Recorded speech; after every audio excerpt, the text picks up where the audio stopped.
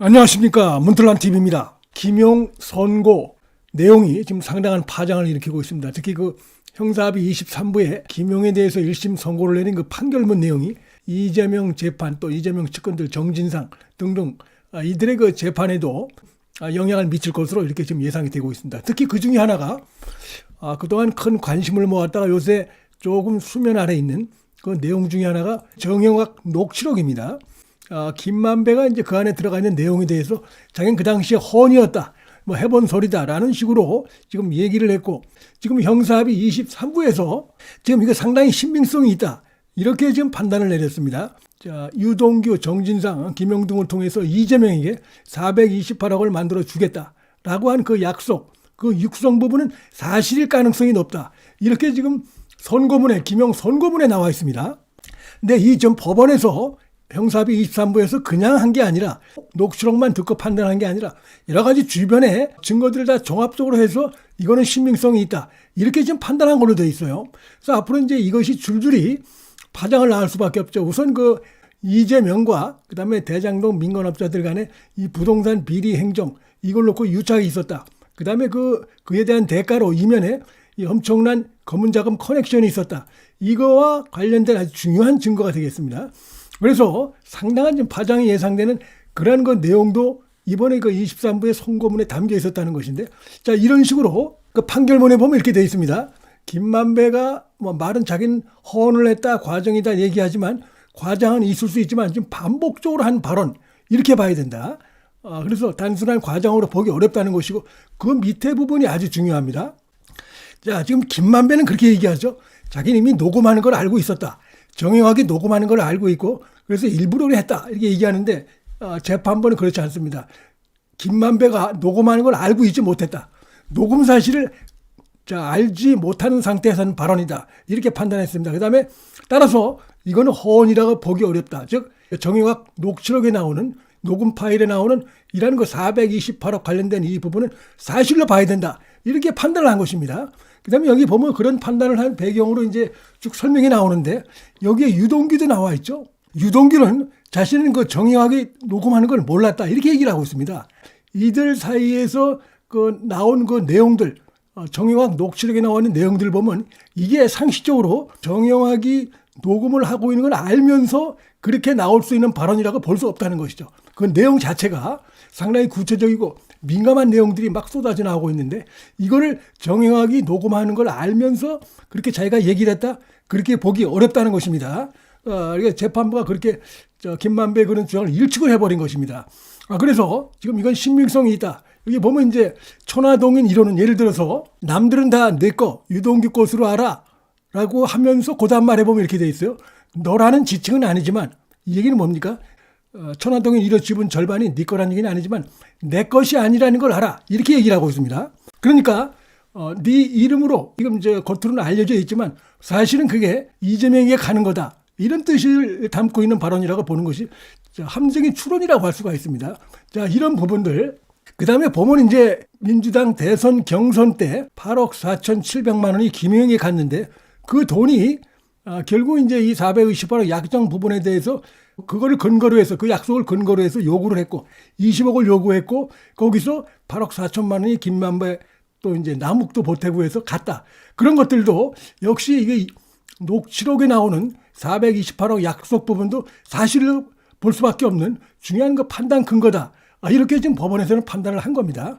자, 이제 그 428억 약속을 했고 거기에 대해서 이제 요구가 나오니까 김만배가 이걸 갖다 이렇게 남욱에게 이런 식으로, 자, 우리 둘 사이에 금전 거래가 있었던 것처럼 쉽게 하면 위장을 하자, 이거죠. 그래서 뭐 돈을 내가 너한테 줄 테니까 네가 그걸 쓰든 아니면 이재명에게 주든 해라, 이렇게 그 제안을 하는 게 있습니다. 김만배가 여기에 대해서 남욱이 지금 이제 법정에서 증언을 하고 있는 겁니다. 이게 이재명이 그걸 전달했다가 발각되면은 내가 뇌물 공여로 처벌받기 때문에 내가 거절했다, 그래서 뇌물죄 될까 무서웠다 라면서 거절했다는 이런 얘기도 하고 있어요. 이런 것도 결국은 정형학 녹취록에 나오는 428억 약정이 사실이라는 걸 보여주는 또 하나의 증거라고 볼 수 있다는 것입니다. 그러니까 김만배 입장에서는 아무래도 법자들 가운데서 지금 리더의 입장에 있죠. 그러다 보니까 이것이 이제 검찰 수사로 인해서 여러 가지 불법적인 것이 드러나게 되면 자기가 아무래도 대장동 업자들 가운데서는 가장 큰 처벌을 받을 수밖에 없습니다.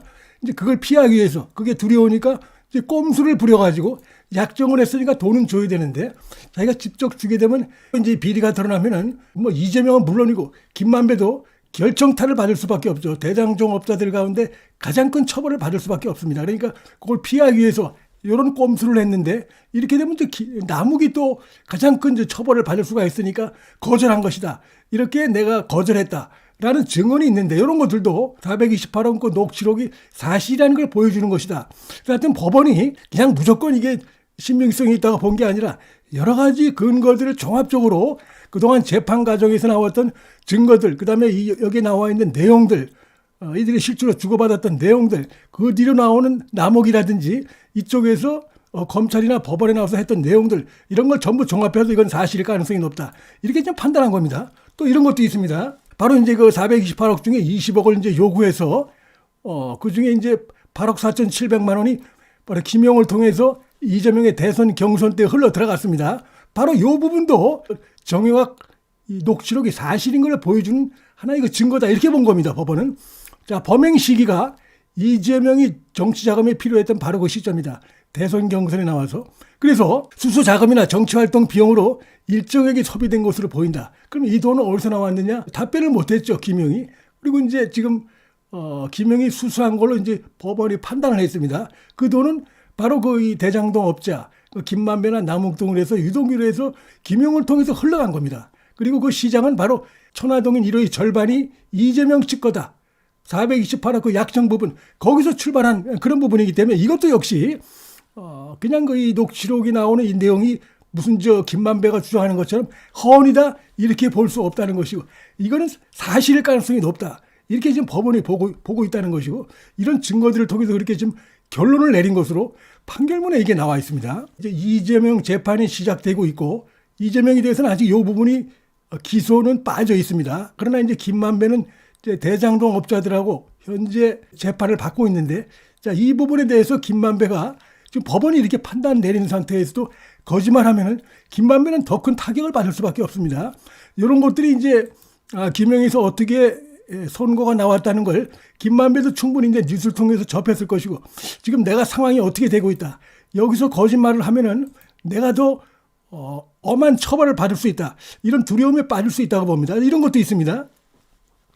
이건 역시도 이 428억 약정이 사실이라는 걸 보여주는 하나의 증거인데, 자, 지금 천화동인 1호 지분이 이재명 측 지분이라는 것, 김만배한테 들어서 2015년 초부터 알고 있었다. 이런 그 법정에서 증언을 한 바가 있습니다. 남욱이. 그 다음에 유동규도 구체적이죠. 그거 다 이재명을 대통령 만들려는 자금이다. 그 다음에 이거 중요합니다. 정진상, 김용과도 다 공유했다. 자, 정진상, 김용과도 공유했다는 얘기는 결국 이재명도 알고 있다는 얘기입니다. 이들이 정진상과 김용이 이재명에게 전혀 보고하지 않고 이런 일을 저지른다? 불가능하고, 또 그렇게 불가능하다고 볼 수밖에 없는 게 대장동에서 어떻게 됐습니까? 엄청난 부동산 비리 개발이 일어났습니다.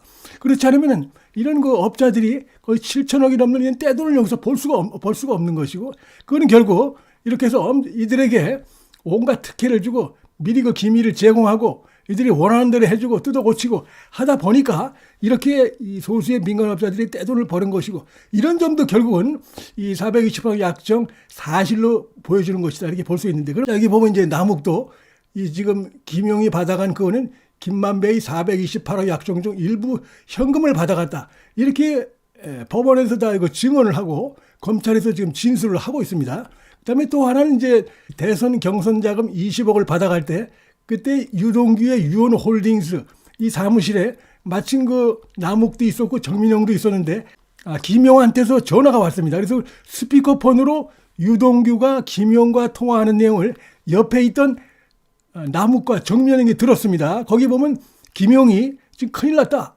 동규야 큰일 났다. 지금 내 광주를 돌고 있는데 돈이 부족해. 실탄이 부족하니까 빨리 그 돈을 좀 달라고 얘기를 해.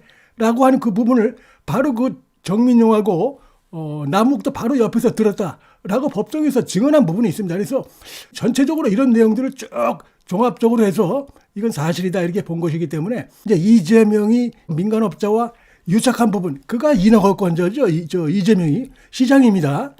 그렇기 때문에 그가 그 내용을 다 그 김용과 정진상으로부터 전달받고 이런 거 민간업자와의 유착에 대해서 전달받고 그렇게 해서 황당한 엄청난 특혜를 주고 기밀을 제공하고 이랬기 때문에 이들이 떼돈을 번 겁니다. 당군 일의 최악의 비리 행정이 된 겁니다, 이게. 그래서 이재명도 벗어날 수 없고 김만배도 마찬가지라는 것입니다. 이런 식으로 이제 법원에서 이거를 신빙성이 있다라고 판단을 하고 스탠스를 이렇게 잡아 나갔기 때문에 이게 지금 김만배 재판 주변 여러 가지 관련된 재판에 다 이것이 상당히 원용될 가능성이 크기 때문에 김만배가 지금은 입을 꽉 다물고 있지만 법원의 1차 이 판단에서 중요한 어떤 자기가 예상했던 것과는 전혀 다른 이런 거 판단이 나왔기 때문에 앞으로 그 김만배도 지금 그 스탠스를 달리할 지금까지와는 달리할 이럴 가능성이 대단히 커졌다. 자, 이렇게 말씀을 드릴 수 있겠습니다.